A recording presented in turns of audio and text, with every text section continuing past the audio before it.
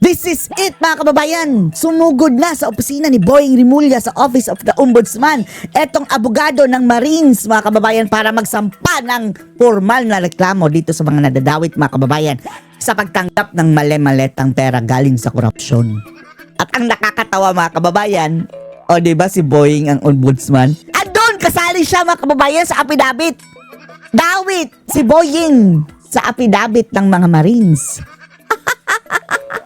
Paano niya imbestigahan ang sarili niya? Pero wag ka mga kababayan. Bagamat manipis mga kababayan ang pag-asa nitong abogado ng mga Marines na aaksyonan ito ni Boying Rimulya, ay parang patibong na rin ito kay Boying mga kababayan. Dahil kung magiging bias siya o hindi niya aaksyonan o iba maniobra niya ito mga kababayan, magagamit iyan later on kapag hindi na si Bangag ang presidente para gurgurin sa pwesto ito si Boying Rimulya at posible pang ikakulong niya kahit meron siyang leukemia. Panoorin niyo po ha. Mainit na balita, dumulog sa Office of the Ombudsman si Attorney Levito Baligod para isumite ang affidavit ng 12 Humarap na kay Boying. noong nagpakilalang dati umanong tauhan ni dating Congressman Zaldico. Kaugnay po yan sa kanilang alegasyon ng pag-deliver umano ng mali-maletang pera sa ilang politiko at personalidad. Anong ilang politiko? Specify it. Bongbong Marcos. Bahay mismo ni Bongbong Marcos sa Paway. Sa bahay sa Forbes Park at sa Aguado, Malacanang. Mula September 2022 hanggang unang bahagi ng 2025. Ayan na siya oh. Sabi ni Baligod, inirefer nila ito sa Ombudsman para matukoy kung Walang may choice. nga na offense Walang choice mga kababayan Hindi pwede sa Korte Suprema. Dahil initial charges pa itong mga kababayan. ang mga pinangalanang individual. Kabilang si Ombudsman Jesus Crespin Remulla sa mga idinawit sa alegasyon noong siya pa ay Justice Secretary. Paano na yan? Paano na yan mga kababayan? Kaya nga hindi siya umaasa mga kababayan totally. Manipis lang ang kanyang pag-asa na aksyonan ito ni Boying. Dahil si Boying mismo mga kababayan nadawit dito. Sa mali-maletang ito. Kaya nga, exactly, bakit na italagay yan si Boying sa Ombudsman? For that purpose, mga kababayan, ipagtanggol ang mga kawatan. Diba? Binraso nila yung posisyon sa Ombudsman ni Boying Ying. Pero ayon kay Baligod, wala silang ibang choice kundi sa Office of the Ombudsman ito ibigay dahil mga opisyal ng gobyerno ang nasasangkot. Oo nga. Hindi rin daw siya Opisyal ng pinapondohan gobyerno. kahit na sino at handa siyang magbukas ng bank account para Sige, patunayan kilatisan nyo. Kilatisan nyo siya. ito. Willing Tulad din po noong PDAF scam noon, Deny to the ganyan din max. ang sinasabi ng mga mambabatas natin na peke, pineke ang pirma ko, walang kredibilidad, sina Ben Harloy. Tapos si Soto ngayon mga kababayan, I will not dignify it with an answer.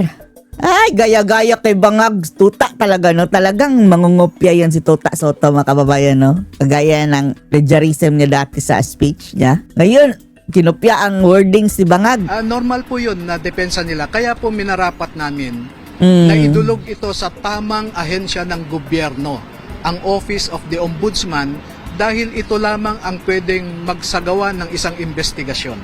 Pero nababanggit si Ombudsman dun sa mga, may ganun ba na nababanggit si Ombudsman? Nabanggit si Boying. Tapos kay Ombudsman pa kayo nagpunta? Walang choice eh. Oo, nabanggit si Pero hindi naman si Boying ang kanilang sinasubmitan yan mga kababayan, kundi ang opisina. At remember, Boying Rimulya is not Ombudsman forever. May leukemia na nga yan. Ombudsman Remulla dahil sa bahay niya nagkaroon ng isang meeting ang mga taga-ICC.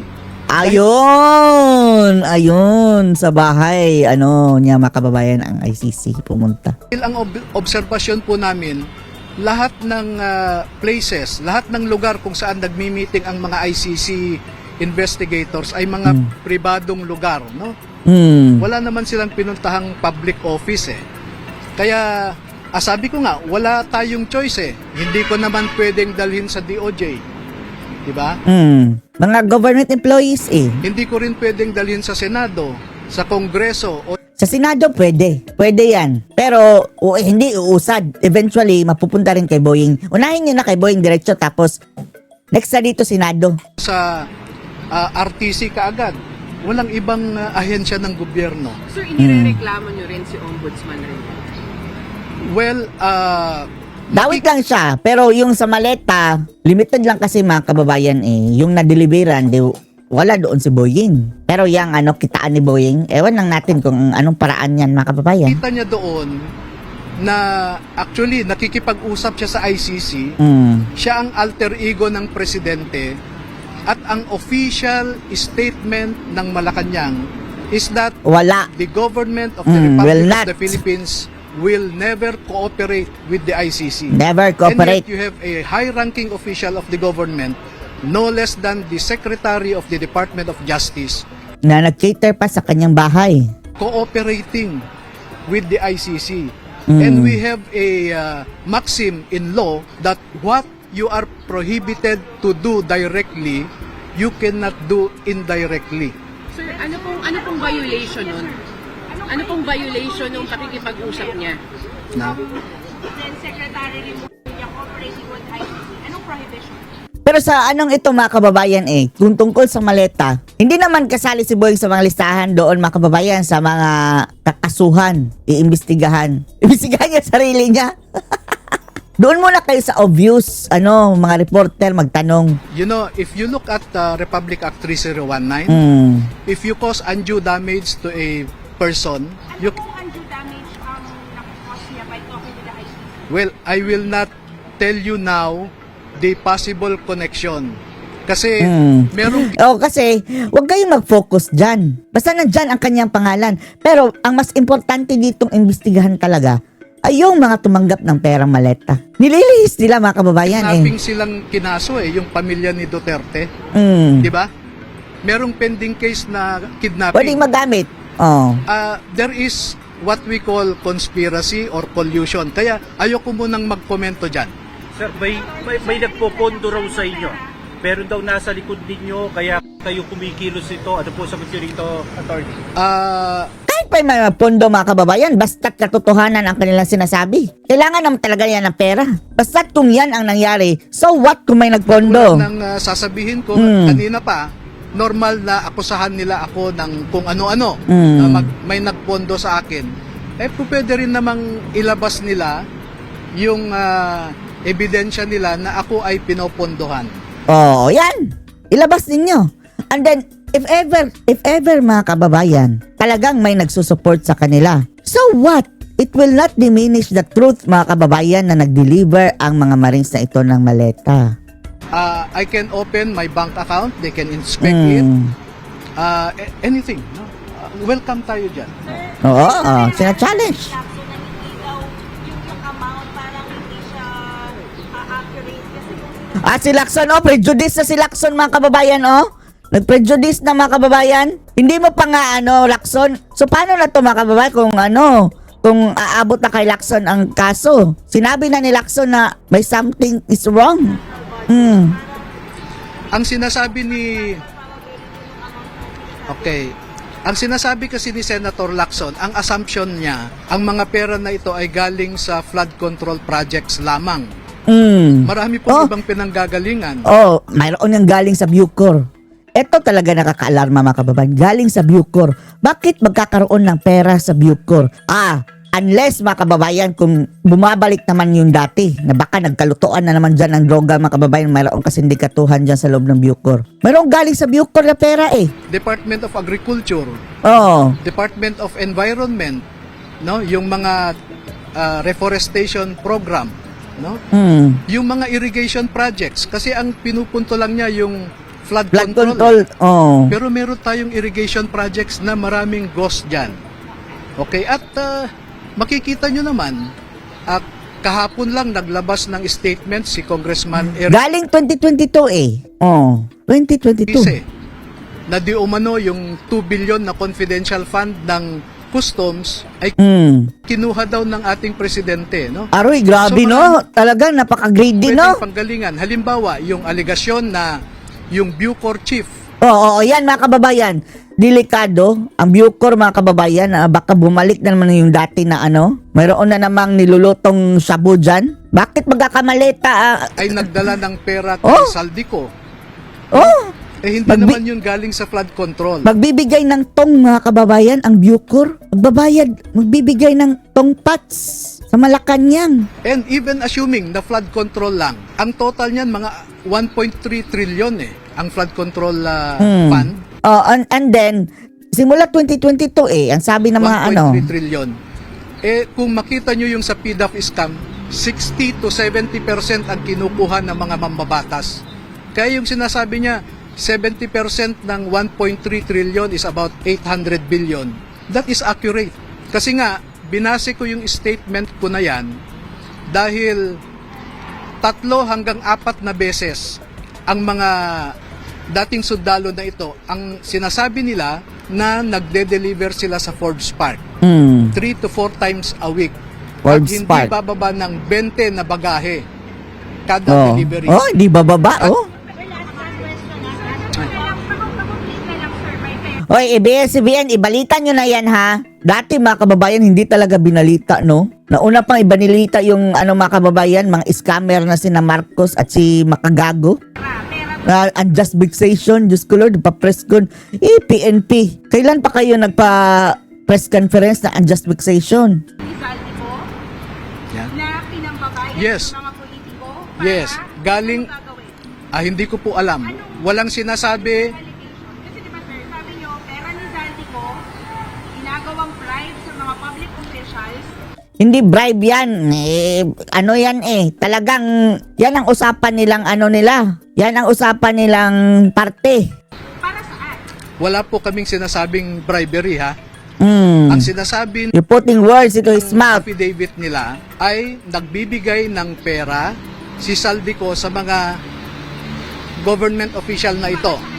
Kaya pag makikita O nga, corruption nga. Ano pa ba? po ninyo yung referral ko sa ombudsman, there is a possible violation of RA 3019 at saka 6713. At ang klaro na sinabi ko, maaaring makita rin ng ombudsman kung mag-imbestiga later na pwedeng may violation sa malversation at saka bribery. Bakit sila bibigyan ni Zaldico ng Yun po ang lalabas sa investigasyon. Kaya nga papaimbestiga Patong na nga yan. What? Obvious na masyado. Sa mga statement, ilang buwan, ano yung mga naging challenge? Okay, may mga kinausap akong ibang kasamahan nila na sa ngayon ay yung iba ayaw nila Ang sarap sa palpalin ng mga reporter, no? Politician, tumanggap ng maletang puno ng pera. Tinanggap, hindi binalik, hindi ni-report. Anong tawag dyan? Kung hindi ka pa bobo, mga kababayan, hindi mo malalaman niya corruption. lumabas, Lord. no? At nagbigay pa nga sila ng mga litrato maliban sa binigay sa akin ng mga 18 na ito, ay may iba pa silang ibinigay sa akin Oh, na hindi pinireset. dokumento. No? Yun ang vetting process na ginawa ko. At nag-umpisang makausap ko sila October pa lamang, no? So November, December, January lamang po sila nag-decide na gusto nilang ilabas ang kanilang nalalaman dahil po sa isang insidente na dinamdam nilang lahat. Meron silang isang kasamahan Oo, si na namatay Guteza. ang kanyang apo sa ospital, 2 years Hala. old. Hala, akala ko si Gutesa. Dahil Apo pala. walang maibigay na gamot yung hospital sa apo niya. Oh. At Tapos kinukurakot pala, no? muni niya na ang dahilan na walang pondo ang ating mga ospital dahil dahil nga ninanakaw ang pondo. Oh. Sir, sabi niyo po nung press ko na magkakaroon kayo ng mga paglalatag ng mga ebidensya bukod dun sa pictures tsaka sa statement ng mga marino. Ano po yung bagong ebidensya na inilatag niya sa referral po ngayong umaga? Okay, itong nasa affidavit kasi nila, ang tinatawag namin dyan ay allegation of ultimate facts, no? Ultimate facts. Pagdating po ng investigasyon ay doon lalabas yung mga specifics, yung mga details, yung mga detalye. Gusto ng media na ipasukan na agad-agad ngayon, mga kababayan, para makapag-prepare na ang mga bangag. Good morning. Good morning. Ito na isa sa mga tumanggap ng maleta ito na, mga kababayan, na magde-deny talaga yan. Yang mga bruhang iyan. Laila Sabadilima. Eto, mga kababayan, ha. Pakinggan natin, ha, ang kanyang sagot, mga kababayan. Nakapag-rehearse sa ito eh. TJ Chacha and Ted. Mm. Good morning sa mga nanonood din at nakikinig sa Junel, pasok Junel. Congresswoman, katatapos lamang namin Oh. ibaligod. Ang dapat tanong dyan mga kababayan, unang-una, tanungin agad de diretso, ilang maleta ang natanggap mo? Napakinggan niyo po ba yung kanyang mga sinabi dito po sa programa? Ay, sorry, hindi po. Sige po. Oo. I'm Congresswoman. in Oh, charge. dahil sa bahay. Ganito po, nakausap po namin kanina ni Manong Ted. Doon nga po sa tanong ni Manong Ted, tungkol po sa pagkakadawit ng inyong pangalan dito sa affidavit nitong Maleta, mga girl. sinasabing mga testigo na nakakita daw first hand ng pagtanggap ng mali-maletang pera ng ilang opisyalis ng gobyerno. Kasama po kayo dito sa number 44. Though kanina, Ayun! may sinasabi siya na error Kasama on the start, si pero Dilima. sa dulo, tinanong ko ulit siya, Ano daw? ano po ba talaga, error po ba yung pagkakasama ni Leila de Lima kasi hindi pa nga po siya part ng Congress during that time o hindi? Ang huli niya pong sinabi, tumanggap daw po kayo hindi maleta kundi paper bag. Ano Ayan, paper bag. pong tugon niyo doon? Nako, I categorically firmly Natural. deny that. Natural sa ba? Sino bang aamin ngayon yan na ang mga magdanakaw, mga kababayan? Walang aamin na magdanakaw. Sa ba, girl? Deny that. Wala akong natatanggap na anuman, whether maleta man yan, o paper bag man yan. o kung ano Sa man ba yan, pa mo? na may pera. Saging, I saging. deny How that. about Alam saging? mo, DJ Chacha, ayaw ko na nga sanang patulan nito kasi Wow. Kagaya, pareho ng mga mga kababayan, no? Pareho sila ng script ni Soto. I will not dignify that. Siyempre nakakagalit na nakakatawa. Nakakatawa.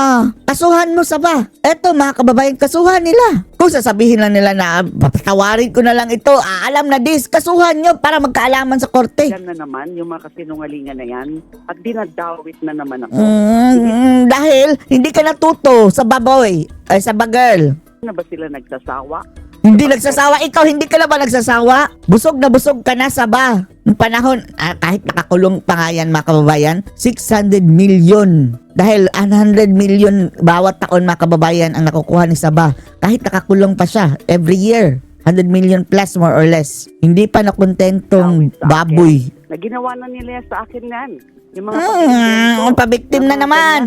Oh, Pabiktim na naman, ha? Sasabihin na naman yung mga kababayan, sinisira nila ang aking pagkababae. Punyetix ka ba? sa baboy. So ridiculous to me. It's just so absurd to me. Ikaw ang absurd. Ganyan, ang mga sinasabi na either maleta yan o paper bag. Sinabi ba niya magkano daw? Wala ang pong nakalagay nabanggit. sa paper bag? Talagang hindi mo mabibilang. Estimated lang yan. Ikaw kaya tanungin namin, magkano? Magkano yung laman? Tapos sasabihin ng mga kababayan, 1 billion yung laman.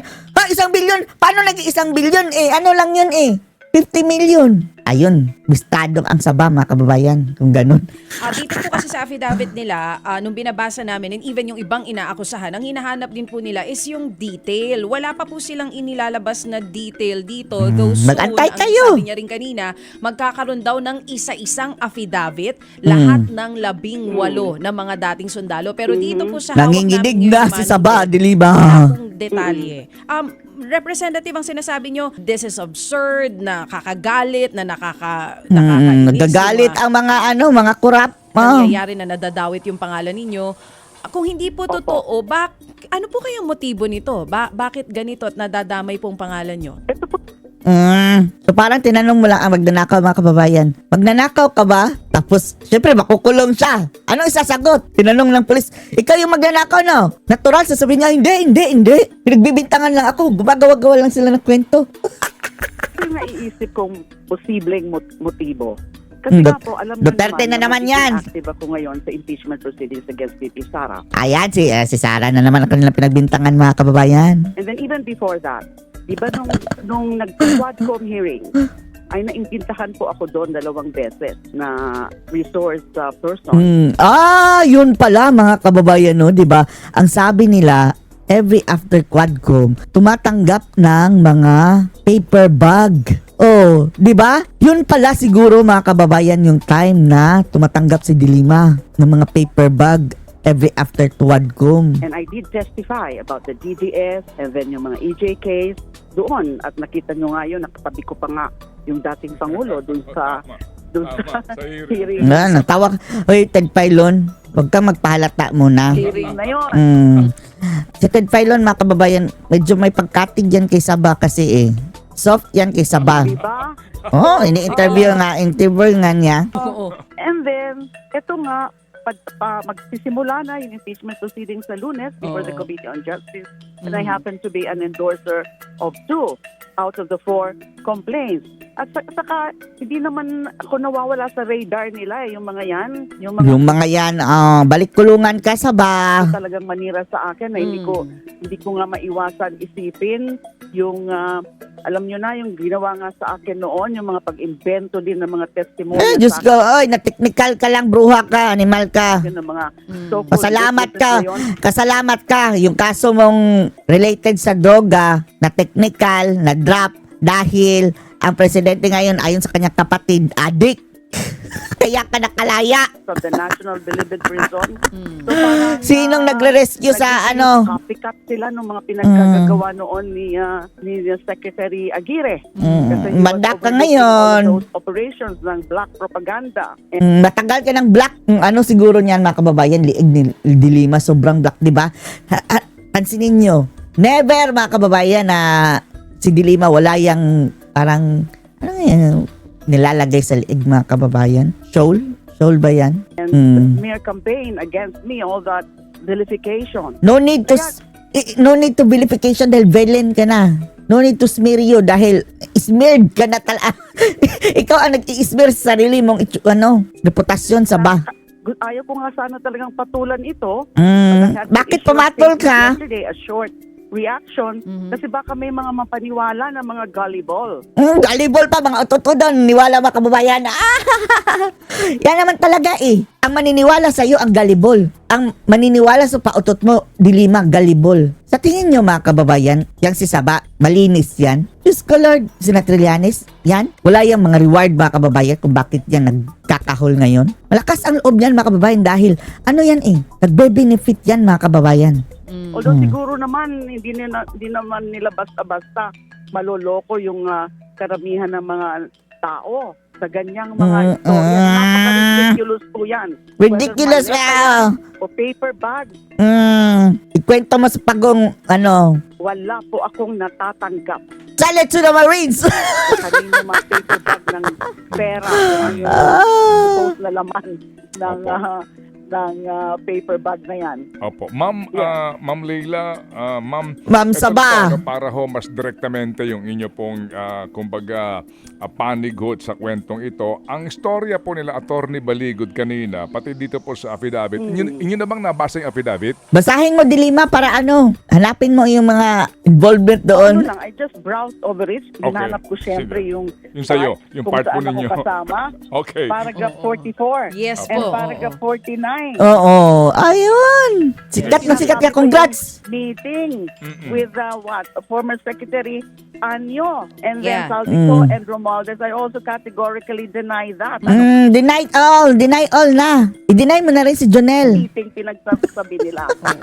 Pati po Okay, yung... doon nga daw Lubusin mo na. doon nga daw pagkatapos nga daw nung meeting na yon, inabot yung akala ko nung una maleta yung ibig sabihin nila dito kasi sa paragraph 44 maleta yung sinasabi nila Di ho ba? Opo, yes ma'am. Ganito po kasi ma'am, ang sabi ho niya, kaya po kayo, kasi tinorek niya kasi sabi ko sa kanya, sandali lang, di ba? Ano ba talaga itong kay Ma'am Leila de Lima?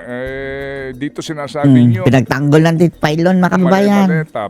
Anyway, sabi niya, error on my part. Sabi Paper po. bag. So, kumbaga, tanong ko nga sa kanya kanina, kumbaga, ikaw pala nagdesisyon lang kung sino lalagay mo dito, hindi yung 18 na nag-execute ng affidavit. Sabi nga daw niya, error on his part. Anyway, ang kanya sinasabi po dito, ma'am, Sige, kaya magtanggol kayo mo, Pilon. Kasi kasama kayo sa pagpaplano.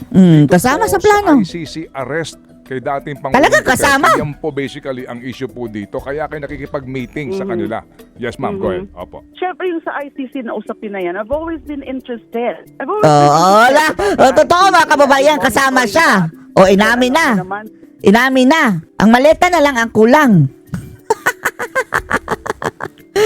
Ay, nako, Saba. Na ako yung nag-imbestiga doon sa Davao Death Squad, and then alam nyo naman nakasama. Bakit dinanay mo na kasama ka sa meeting? Tapos ngayon, napaamin ka na, interesado ka. Count of murder as a crime against humanity, yung count number 1. Ito yung tungkol dun sa mga DDS killing noong 2011 to 2016, nung nasa Davao pa siya, vice mayor and then mayor of Davao City, or before his presidential term. So ako nga po isa ng investigasyon na yan. So I'm very interested. Now, if whether or not I've been coordinating with the ICC or ICC have been coordinating with me, I can neither confirm that nor deny.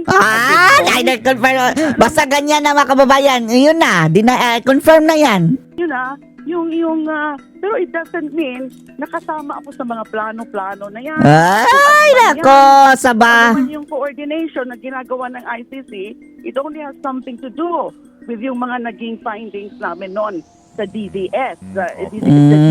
Saba. Ikwento mo sa Pagong Saba. But other than that, sabi ko nga, I cannot really make any confirmation or denial at this point about the ICC. And then nung ngayon, hindi rin ako, wala po akong kinalaman din dyan sa mga supposedly na mga meetings na yan.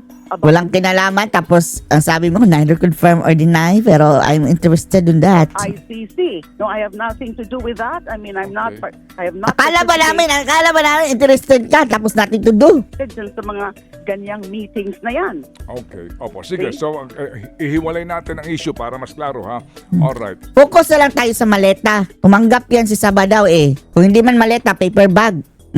Doon sa usapin kung kayo ho ba ay merong mga kumbaga nakausap man ng mga taga-ICC o mga nag-iimbestiga sa taga-ICC on the case of FPRRD, ibang usapan yun. You do not want to confirm or deny. Malinaw na yun. Ibang Okay. usapan po yun. Apo. Ngayon, pero itong sinasabi na talaga ho bang sa mga panahong yun, hindi kayo nakipagpulong kay Secretary Anyo kasama kay Saldico at itong si Martin Romualdez? Hindi po. Ayan. Wow! Yan, mga kababayan, kung mayroon ng CCTV, disgrasya ka, Saba. Okay. Hindi po nangyari yan. Invento po yan. Invento! Opo. Lord, si Jonel. Kailan ko ba siya last time na nakita? Actually, very recently nakita ko siya. Nakita mo nga recently. An event of an embassy, if I'm not mistaken, the Australia Day. Nakita ko siya sandali doon. But before that, I don't know kung kailan ko last time yan na nakita si Secretary Anyo, bago pa siguro ako nakulong noon. Before 2017. Babalik ka ulit sa kulungan, Saba. Any occasion na nakita kami. Siya. Ang dami mo sinasabi, Saba, na pinapahaba mo ng istorya. Sige, so yan po'y klaro na. Ano po ang inyong balak gawin, ma'am? Kasuhan mo, Saba! Kasuhan mo, Saba! I-challenge you, nakasuhan mo. Para magkaalaman. Papo. Okay, sabi ko nga po kanina, ayaw ko nang patulan yan. Ayaw patulan? Ayan na, mga kababayan, bakit hindi kasuhan? Sinisira ng reputasyon mo, sinasabihan kang kurakot. Ayaw mong patulan. Because that is diversionary. Diversionary! Para ma-divert. Iba. Saba pa more. Focus dyan sa usapin. Ayan na, maliwanag na, mga kababayan. Takot silang mapunta yan sa korte dahil talagang madidenggoy yan sinasaba, mga kababayan. Ayan, ito nga ang mga pangyayari ngayon sa ICC and yung napipintong impeachment proceedings, formal impeachment proceedings next week. Pero may mga nagsasabi sa akin na wag ko daw palampasin. Wag mo palampasin, Saba. Papalampasin mo lang. Bakit? Takot ka na mapunta doon sa sa korte? Again, consulting my lawyers now. Kahit Kasuhan mo. Ito, dahil busy na po kami ngayon. Wow, busy, Sarah. Impeachment proceedings and other very important House-related matters like yung pagdideliberate dun sa anti-political dynasty law, anti-political dynasty bill. So, nakakaano yan ng sayang lang ng oras ko. Takot ka lang. Napapatulan ko yan, but I'm considering naman yung mga nagiging advice sa akin ng ibang mga kaibigan ko. Iyak mo si Saba. Lang daw yung mga ganyan.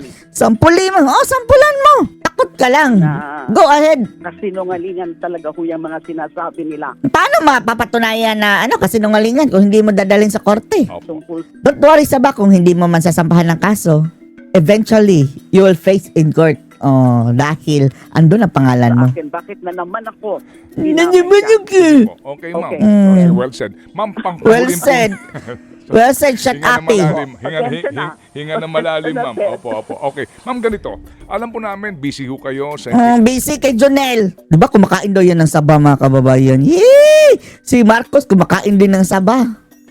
impeachment ni VP Sara. Next week po yan, 3 araw sunod-sunod. Busy kayo sa mga panukalang batas. Pero I'd like to remind you, ma'am, I'd like to remind you Remind him, gently Aher. na minsan po nagsabi kayo na yung kaso po ni COA Commissioner Lipana. Di ba kasi nga parang nagkakalimutan tayo sa flood control scandal na ito eh. Di ho ba nagsabi kayo na bibigyan siya ng chance na magpaliwanag sa Kamara dito sa mga aligasyon laban sa kanya sa pamamagitan po ng impeachment. At kayo ho ang kaninyo nagsabi na kayo ang mag-initiate. Yan ang pakakarinig ko ng impeachment complaint laban kay COA Commissioner Lipana. Ano po nangyari doon? Wala na. Let me assure you, Ted. Daming sinasabi kasi sa bae. Wala sa plano ko. I definitely would be doing that. Ang problema lang, Daldal lang yung una. overtaken by the two complaints, the impeachment complaint proceedings against both PBBM and then ngayon kay VP Sara. So ayaw ko pong isabay yan sa impeachment proceedings na ito. Natapos na po yung kay PBBM. Ito naman magsisimula na yung VP Sara. I consulted also my staff and I consulted also some people na hindi daw ideal na ipasabay dito sa mga impeachment na ito against the president, which is already completed. And then itong darating na kay VP Sara. But Kating-kati na siya kay VP Sara na impeachment. hindi ko po yan Ilang maleta na naman ba yan mga kababayan? Anyway, kahit hindi pala bigyan ng maleta ito ni Marcos, the fact na pinalaya yan mga kababayan under the Bangag administration. nakalimutan, Ted. Let me assure you that.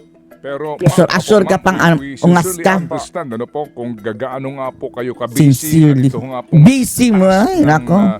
lower house sa impeachment complaint. Anong busy-busy sa kababuyan Just to ng... remind you na kung sakasakali po ng isang impeachable official ay magkusa na lamang magretiro at hindi na po umabot Si sa Boying. impeachment, definitely po makakatanggap pa yan ng retirement benefits. Lahat pa po ng kanyang mga maaari makuha sa gobyerno ay makukuha niya. With all due respect sa kabilang banda kay Ginoong Lipana, di ba? Na chance nga niya to explain his side. Pero yung po ma'am po ang mga posibleng mangyari dyan na nabanggit na po sa mga pagdinig sa iba't ibang mga forum po. Pero ngayon, kapag hindi nyo ito inaksyonan ngayon, Mag-retire na yan. Malaya makapag-retiro po yung tao. And definitely po, baka bukas makalawa, ikaw ay kasama sa magbibigay sa kanya ng sustento. I perfectly note that. Wala siya Mas importante si Sara sa kanya. Tama po yung tama nyo po yung mga points nyo. I agree with that. Those are valid points. So let me just do whatever I can. Inutil ka sa baboy. Sa baboy mga kababayan. Isunod na kaagad dito sa impeachment proceedings against VP Sara. Because there is because there is no prohibition na magsabay-sabay kayo ng impeachment. Under your rules, wala namang prohibition doon na isa-isa lang, di ba? Wala. Tama ka, Seth. Yes. Diba? I mean, kayo ho, Okay. kayo nanumpa, natutupad sa inyong mga tungkulin, whether you like it or not, obligado kayo kung sakasakali po, na talagang gusto nyo ho, na maglinis sa gobyerno. Di po ba, ma'am? Opo. Linis ng gobyerno, tapos I love Marcos. I totally agree, Ted. Totally agree din. Ay, naku. Let me work on it again. Dilimaw. Yes, ma'am. Thank you. Salamat, ma'am. Layas. Mabuhay. Kara David, pasok. Anong masasabi niyo dito mga kababayan? Post your comments below.